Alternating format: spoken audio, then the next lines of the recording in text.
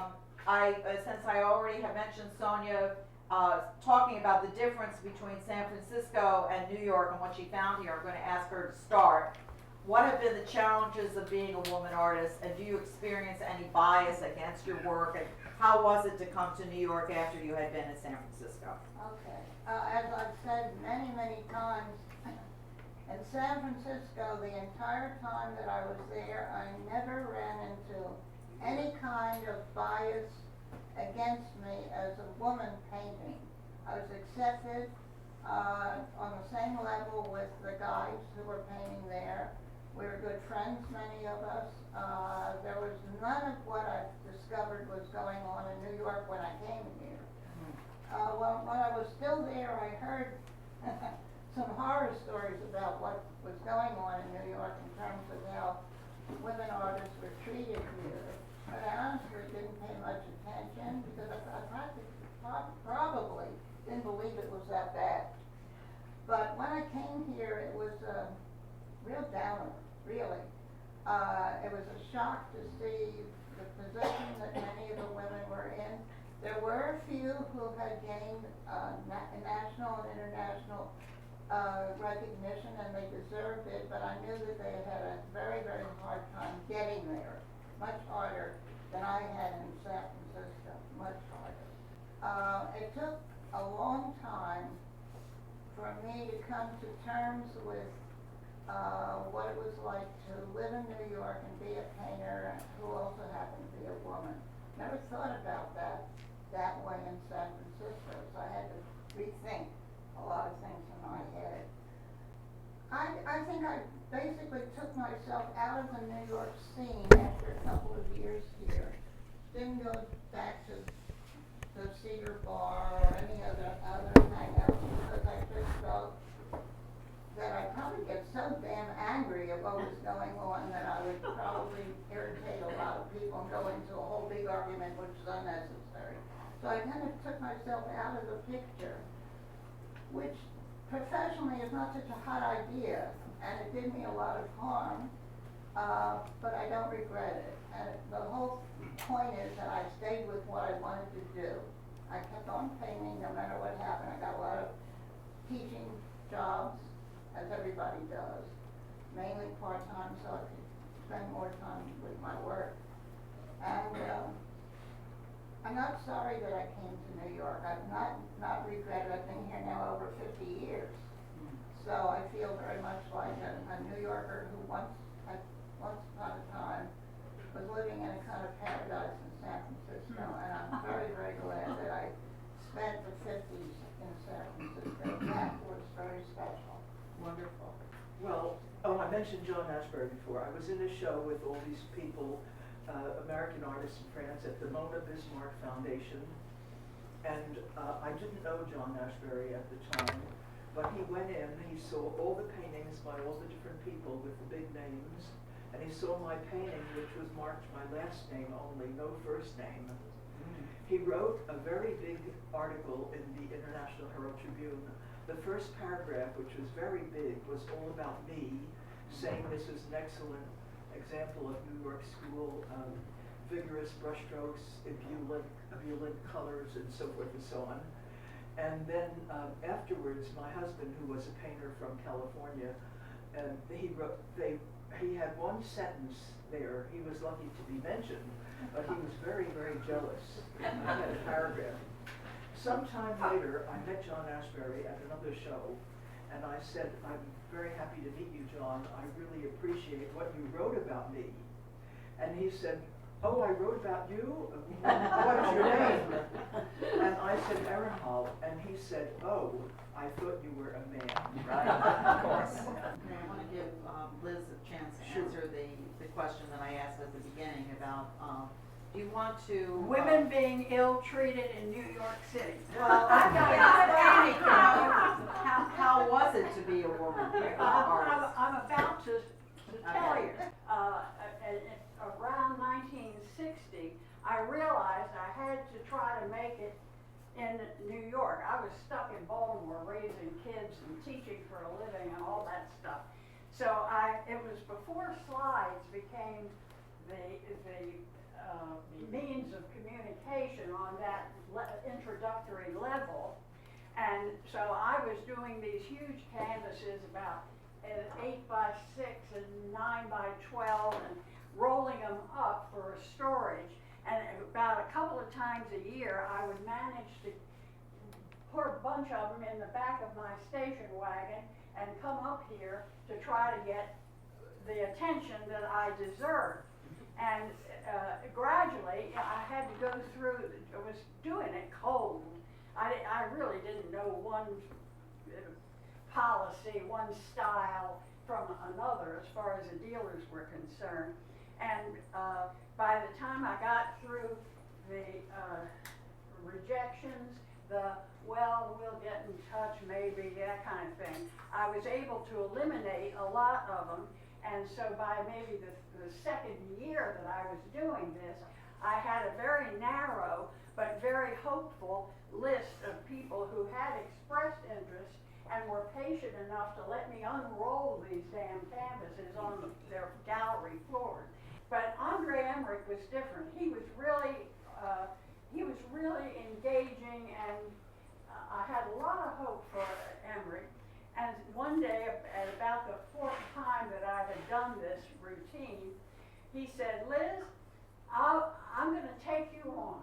How would you like to open the season with a show opening next September?" Well, I tell you, I was practically levitating. I was so thrilled. And he said, you know, if you had been a man, I would have taken you on 2 years ago.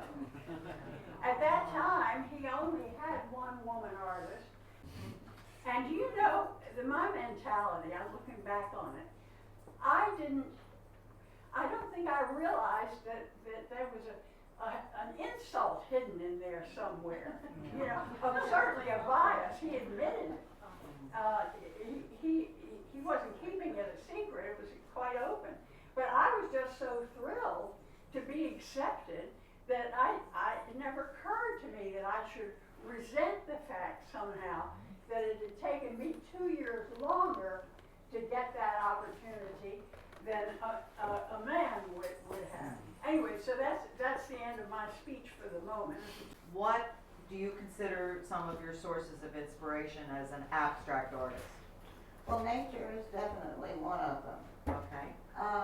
Might surprise some people who haven't seen enough of my work, but so is architecture. Oh, yeah. And in that painting that you're talking about, which I think is Waterfall 1, there are some elements of architectural imagery included along with the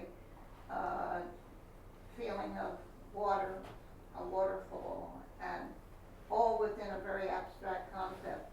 One of the things that I've constantly pushed for is to keep the work primarily abstract in the sense that when you look at it, you don't say, oh, that's a waterfall, et cetera, et cetera. You might see it, you might not, I don't care. I just want people to look at the painting. Whatever they can get from it, fine. And for a while, I was interested in the figure. And again, in a very abstract way. And there's a whole group of paintings that I did in San Francisco where I really used myself. And as a matter of fact, I called one of them, which now is in the National Museum in Washington collection, self-portrait. And when you look at some of them, you can see parts of a female figure. It's always a female figure in them, but very obscurely done. I think I've stayed with those three things in various ways all through the years. For a time, when I was working with acrylic only on paper in the late 60s into the 70s, the work was somewhat more geometric than it had been before. And you wrote about That's what I wrote about. Yeah. And then I more or less went away from that and started introducing gestural brushwork back into my work, and that's what I'm doing now. Very good. Oriental rugs have been the strongest influence in all along in my What my about life. the sculpture, though? I mean, you have Oh, freestanding well, sculpture. Like, that's still influenced. The surface treatment is what I'm interested in. And that has similar surface treatment to Oriental rugs, you know, all that little fine detail stuff. And even these two architectural paintings that are back here have their surfaces treated almost like mosaic, imitation, fake mosaic kind of thing.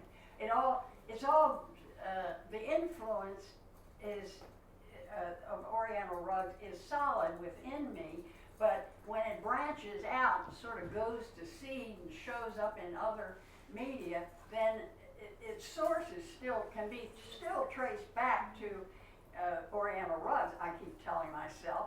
But who knows what's going to happen after that. I love surface treatment. That's my main interest. And I think decoration is fine. And I think that to impute literary meaning or philosophical, pseudo-philosophical meanings to a visual mode is just out of place. I don't think it's necessary for something to have to be understood as a protest art or. I'm so curious about Andre Emmerich showing an interest in your work when this other woman artist was Helen Frankenthaler. What were you doing then? What kind of work? I was doing very large geometric, non-objective, not But not a lot of abstract. texture on the surface. A lot of texture on the surface? Texture and also forms intruding and going back into it. It's not abstraction, it's not objective. And your sources of inspiration. Sources of inspiration. I wouldn't like to be locked in a room by myself, but I think if I were, I could be painting the next 50 years without going out, because I don't exactly have a particular source of inspiration. Everything excites me, everything talks to me, like when it's winter and suddenly the forsythia starts coming up in my neighborhood. There's a little tiny bud, and I'm standing there mesmerized, you know, looking at it. Color is very, very important to me. Well, it's been a struggle. The business with Emmerich goes back to when I was 30 years old, and there's been a lot of struggle in between. Once he let me go in 1968, I couldn't get back up to New York frequently enough to be able to try to find out what was going on and make some attachments that would count. I was always a stranger in town, in my mind, actually also, but in my own mind. As someone said, just because I'm paranoid doesn't mean the world isn't against me. Anyway, so finally I was able to move to New York in 1981 to live here. And it was, I called it my Liz's Rubicon, because it was fateful. It was investing everything I had, getting rid of everything in all connections in Baltimore, selling properties off. And so I managed to finance myself well enough to come up here. My very wealthy Virginia aunt had left me half her fortune. To my amazement, she had no children of her own, and I thought, if I don't do this now, I'll go to my grave thinking, if only I had tried. And so by the time the stock that she left me was gone, because I was using it, relying on it pretty much for everything, I had finally gotten myself moving enough so that sales were starting and gallery connections were being made. The interesting thing about being what I called myself then, a New York artist, I didn't never mention Baltimore, is that if you're trying to get gallery connections or museum connections all over the country, and you're a New York artist, everybody else gives you a certain extra credit. for that. So I found that I had a much easier time as a New York artist getting opportunities all the way around the country, shows and all of that stuff. Anyway, at this stage, I feel like I am now well known around the country, but I'm not yet famous, and my ambition in perfectly simple terms has always been, I want to be world famous. But now time is getting short. Now among the three of us, I'm the spring chicken here. I'm only 86. But time is getting short. And so I'm realizing now the pressure of time, and I'm working harder than I've ever worked before. I've eliminated all the frivolous, superficial activities and habits and possessions that I thought were perfectly acceptable when I didn't know that life it was limited. I thought I was going to live forever. I guess we all think that in our early adult years. That extended into my middle years. But now I realize that time is limited, and if I'm ever going to fulfill my ambitions to the full measure, it's getting more and more doubtful, but I'm still working at it, and I don't see any reason to cut back, because there's nothing else I want to do. As time, I agree with her, time is going, and I think that I'm very lucky. I say to myself, it's a small, having to walk with a rollator or what, and I say to myself, it's a small thing to pay to still be here. And time, I'd like to just be able to spend all my time working and not do the superficial things that you have to do, cooking or shopping or whatever. But I just want to work all the time. I'm working on something now, and I write a lot too. I had written an article about knowing, all the different artists that I know and that I spend time with. And I had something published in Vogue magazine in September 2012, which was about Giacometti. There's a picture of Giacometti on one page, and there's actually a picture of me in Vogue magazine on the other page. I can still hardly believe it, but that's something I wrote, and I have a lot of piles of written material. So where's my work going? I'm working on 2 new canvases now. I'm already thinking I'd love to do another 4 seasons. I've done, as time went by, I've done the 4 seasons. The 4 seasons 2006, or the 4 seasons, they're the same name, but the year is different. I've done, and I've shown a lot of them, and some of them have been sold in Europe. I lived in Europe for many, many, many years, and then came back here about 7 years ago. And I find starting from scratch is very difficult. But Anita has been very supportive and has been showing my work and has put together this beautiful show. And I want to thank her for this opportunity, especially. So